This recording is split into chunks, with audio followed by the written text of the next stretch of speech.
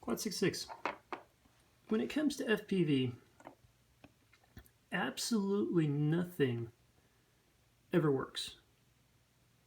That's probably not a good statement to say when I've finished up, finalized design, and the Armatan's all caught up and they're taking orders again, and I have a new frame that I think is really great. So that's probably not the kind of statement to make if you're trying to motivate people to buy something that you just designed and you're excited about. But it's a statement I have to make because I want it, like, with the frame has to have a purpose. It has to have a way that I know you can build it up and I know that you're going to have a great experience. And this was supposed to be that. This was supposed to be, so this board and camera set, Newbeedrone sells this board and camera set for the absolutely ridiculous price of like $100, like $90 or something like that. And the camera's not even a great camera. It's like an okay camera. But Newbeedrone is supposed to be kind of like, you know, a domestic company with the premium quality. Yes, the flight controller is a little heavier, but should be more robust. They do their own quirky things of building in the VTX into the board, and you have an external receiver, so you don't have the whole stupid SPI issue with like no range on the receivers, and it's supposed to be an easy build because so if you're doing the VTX built in, then you don't have to do all those crazy wires, soldering all those crazy wires from the VTX to the board, especially on these tiny little micro boards. And then the camera, it's amazing. It's got a little plug. Look, you just plug it in. The camera's plug and play. So you're only soldering 3 wires onto this board from the receiver to the board. And it's supposed to be Newbeedrone, the better quality. They got great customer support. And this board has been just a total uphill battle. And by the way, this thing is so close to being just amazing, but not quite being there. It's just so, it's incredibly frustrating. So this build, like, for small space flying, it is so crazy responsive, yet has such a nice dynamic range into control where you can, this is one of the builds where the best way I can describe it is you feel like when you fly it, you feel like you can actually bend time or space or something, because what you can get it to do, you just should not be able to do. And it's pretty amazing. But the issues. So I'll start with the current issue and go through some of the other issues I've been dealing with. So the current issue is motor number 1, ESC number 1. Something is weird about this build. So normally on these, so on the 1S build 1102 14,000 kV, I go from 24 kilohertz to 48 kilohertz on the ESCs, and I get an efficiency improvement. Same thing on this, a little bit less notable, but there's still efficiency improvement. On this build, 2S build with the Mamba 16x16 stack, AMAX 1103 7500 kV motors. I was flying these on the HQ T65 T-mount props, and I got such a nice bump in the efficiency that I was like, well, let's go with these. Let's try these. Let's do these tri-blades with the Avan Rush. And sure enough, even with these blades, I get a nice long flight time on this. Even though that this is way heavier, it's got the tri-blades, and it's got 1103 versus the 1102. I get much more flight time on this than this.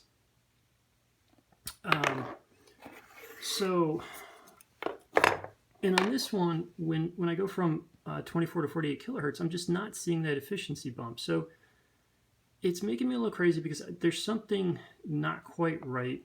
And if it was just the efficiency all by itself and there were no other issues and there's nothing else going on, I would just say, so be it. Deal with it. Yes, on a 300 milliamp battery, you might not be quite getting 3 minutes all the time unless you manage the battery, but the flight performance is so different from everything else that if you want that, do it because it's worth it.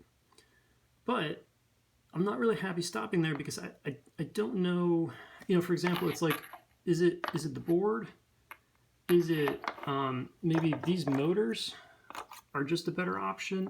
I want to, like sort the issue out before I make a recommendation, because I don't want to like tell people to do something and then they just drop down a bunch of cash, like 40 bucks on a set of motors, or 40 bucks on a board or something, and then I turn around a month later and say, oh, by the way, I figured out that issue and you should have gotten this to begin with.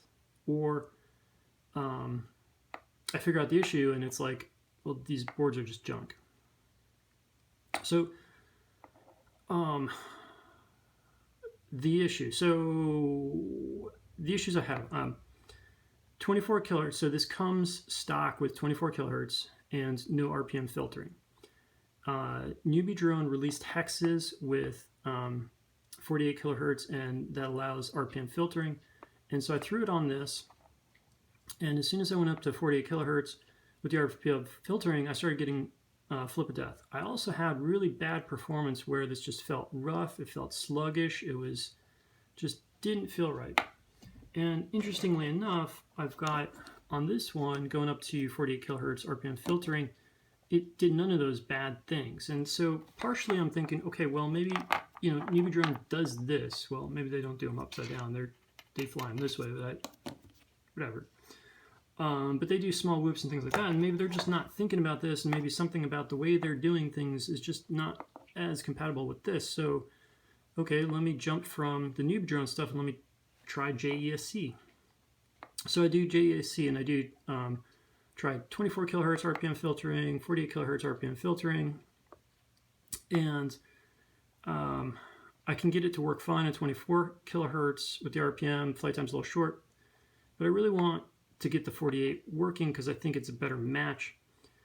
And what I figure out is I can increase the motor timing to high, so it goes from medium to high. And when I do that, the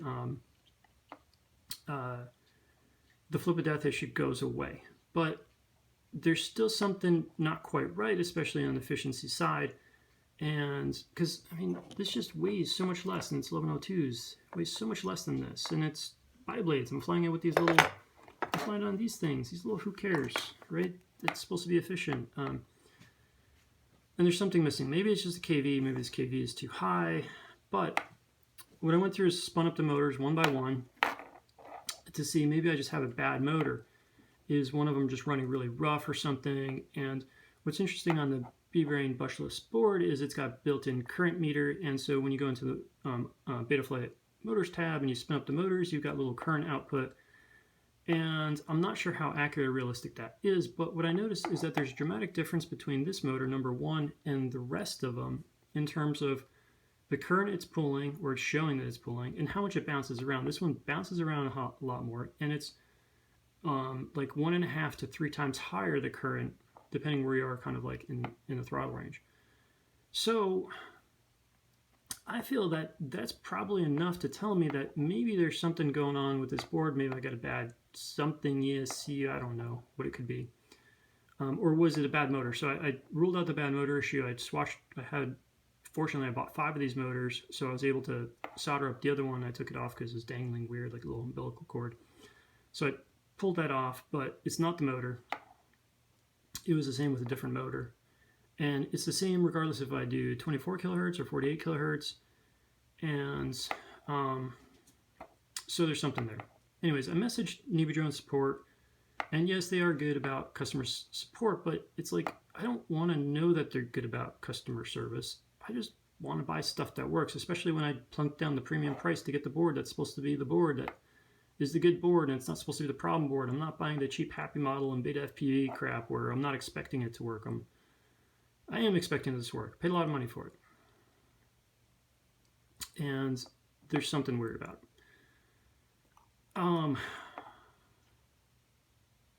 Also, this board has just been kind of a battle, an upward battle. So mainly because I just wanted to match it. So the board's kind of cool, looking sort of an orange color, and they sell their little Beebrain receiver. It has diversity, and that's what I started out with this one. But you can see that I actually have an XSR on there rather than the Beebrain. The Beebrain I killed because, well, Newbeedrone tends to do everything different and weird, and so Newbeedrone, you need uninverted S-bus, which is, I think, like old school. Like, we don't do that anymore because inverted S-bus does something good. I forget what it was. I saw it at one point in time. I forget what it was. But they do uninverted S-bus.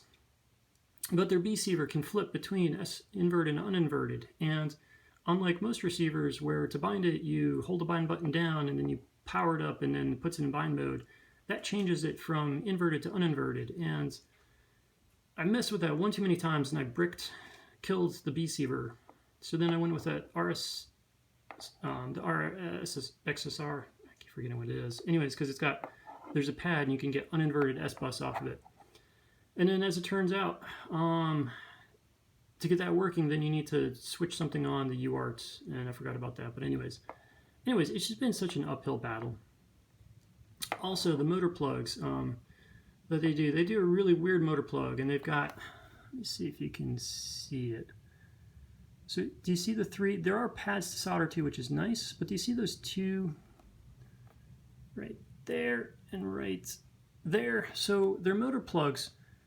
They're soldered to the board with these other contact points. There's these little metal things, and like, it's just to depin the board. It's like a whole nother level. Like, it's not the normal process. You can't just wiggle and break it off, or you can't just heat the other side and press it right off. It's like you got to heat up one side and kind of move it off, and heat up the other side. And if you're just too aggressive on it, you end up just pulling that part of the board off. It's like, I mean, it's not that bad once you figure it out, but it's been kind of an uphill battle. And oh, geez, I'm over 10 minutes. Anyways, this is close. I'm still tuning it. The 1S vert, 1S build, and I swear, I kind of swore to myself I'd never buy another beta FPV board, but here it is. I bought another one because the Newbeedrone Hummingbirds are like, their 1S board is, the failure rate on those just sounds way too high from the Facebook group.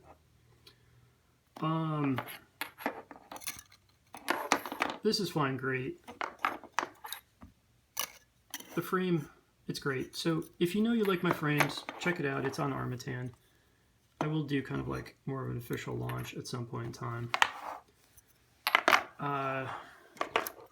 If you're doing more of these kind of builds, or you're doing builds without integrated either receive, like if you're doing everything separate, if the VTX is separate and the receiver is separate, and you need a little bit more room, I'm revising these. So remember, this is like the 120, 110 frames. It's kind of like got more space than you need. I'll show this one. This is a nicer build. So it's got more space than you need. So these are the War Pig frames. These aren't up on Armatan yet, but if this is your thing, wait for these. Or if you can't wait, buy the 120. It's close enough. But anyways, there's some features on this. I'll do a proper video on that. But if you like my frames, then I'm sure you'll like that. Rant over. Oh, no, rant's not over. Has anybody had a radio go drunk on them? So this is my daily flyer, and I thought the issue was the gimbals, and I put the money in and bought the Hall sensor gimbals. And this radio does the weirdest, quirkiest stuff. I've had it for a while. I've dropped it a bunch, but it does the weirdest, quirkiest stuff where it's fine sometimes, and then suddenly you just don't have proper control over the quad, and then you turn it on and off and it seems fine again. And finally I caught it in the receiver tab a couple times of what it was doing, and it does the craziest stuff. So it does stuff where the right stick doesn't put any, you don't get anything from the right stick unless the throttle is above 0. So it does something like that sometimes. And then if you move the right stick around, you have the throttle above 0, then it's working fine until you drop the throttle to 0, and then the right stick goes dead.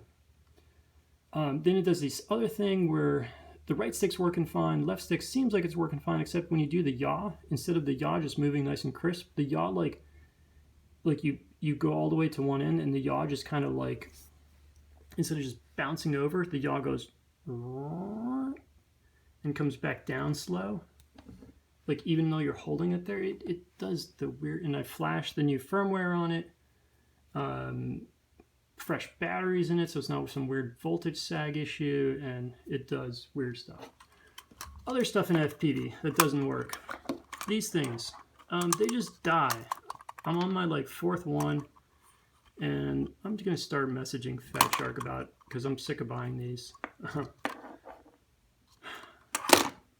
That doesn't work. What else hasn't worked? I don't know. Anyways.